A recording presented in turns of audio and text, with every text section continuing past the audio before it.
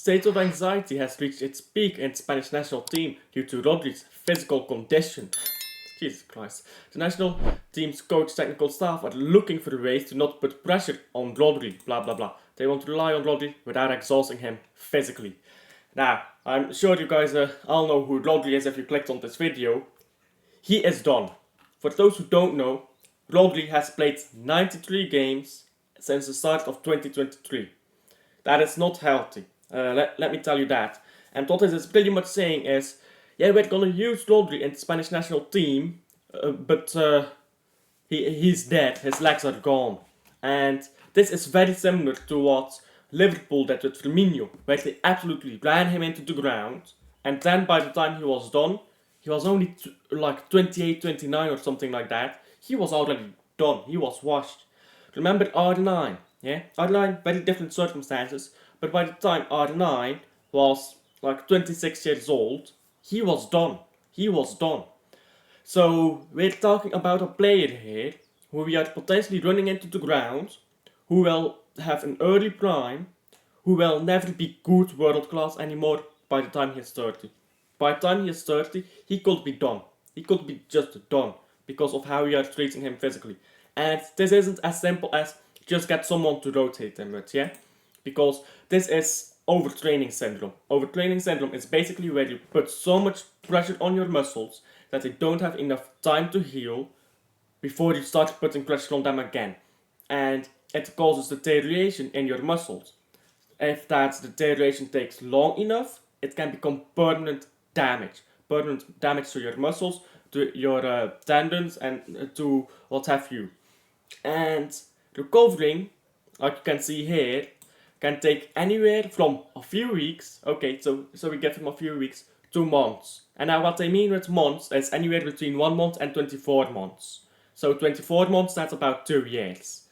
So months might seem like, okay, we give him 3 months rest. No, this could be 2 years that we're talking about, where he just can't, where he has to be in recovery all the time. He can't be training too much. He can't be footballing at all.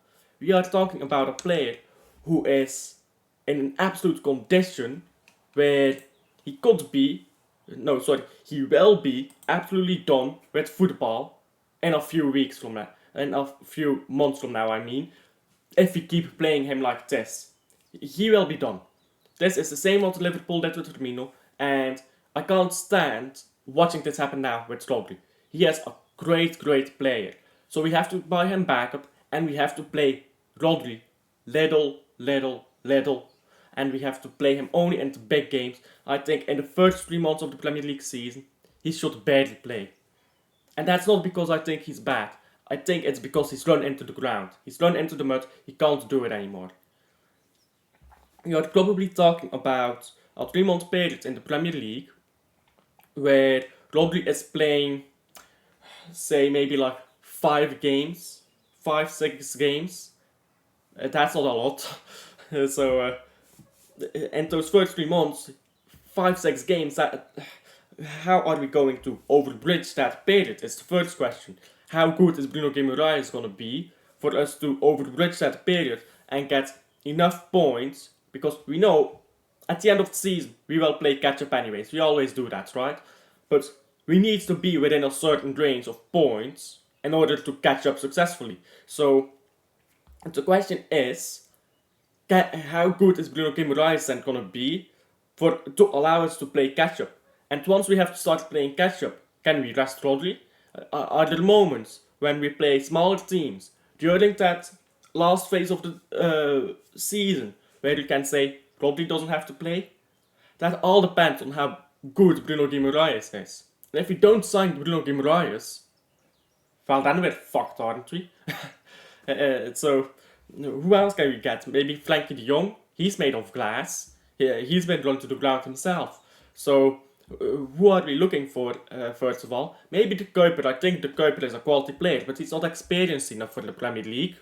So, who are we looking at here to play this defensive midfield role and to rest Rodri? And I'm saying Rodri is probably going to get 10 to 15 games if he is adequately rested next season. So, last season he got like 60 games, something like that. Like 62 games, I believe. Correct me if I'm wrong on that. We're talking about next season, him playing 10 or 15 games in order to get him back to strength. Now I don't know if you are aware of this, but 10 to 15 games is a lot less than 63 games, or 62 games, or whatever it was. So suddenly, we are going to have Rodri become a much less important character within our squad, just because he needs that rest. He needs it. It's not about wanting or rotating or anything. It's just he needs it. We can't do anything. We can't do anything else. We have to make sure he plays no more, at the very least, no more than 20 games. Because we are, I'm repeating myself at this point, we are looking at a player that will be done with football by the time he is 30. And now, I don't know how old Rodri is. I think he's 27. Let me look it up. Rodri. I think he's 27.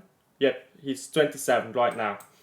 So, and he turns 28 by the start of next season. I mean, if you want to run him into the ground, you probably can get 2 more years out of him. So, if you want to do that, go ahead. But I think Rodri is a really good player, technically, intelligently, and physically, when we don't run him into the ground. So, if we want Rodri to play until he's 33, 34, and we manage him well, I think we can have Rodri playing for that long. If we keep running him into the ground like we do now, again, I'm repeating myself, I know, he's done by 30. So, we lose 3 or 4 years on him.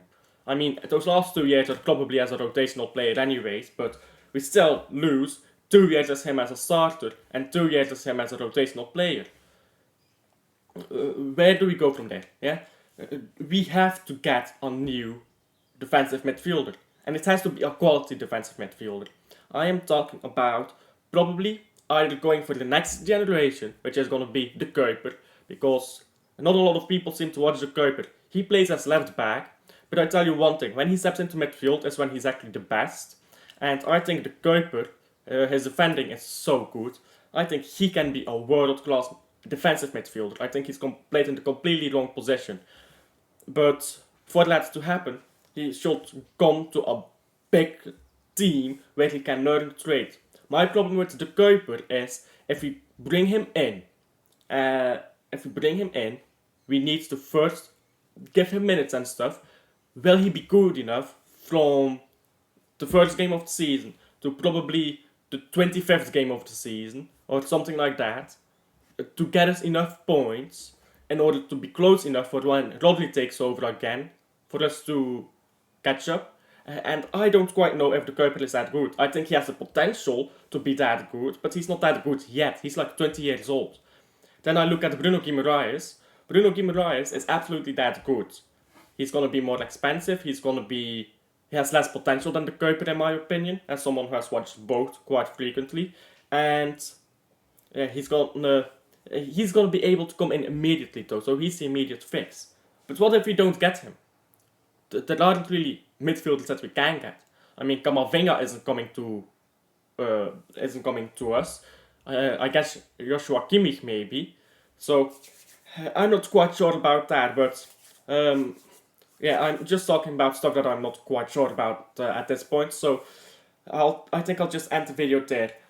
Please do tell me down below what you think about this entire situation, about Rodri and about a backup or replacement for him, and how you think we should handle it, or just your opinion in general. And thank you for watching the video to the end. Please do like and subscribe to the channel, it helps out a ton, and I'll see you on the next one.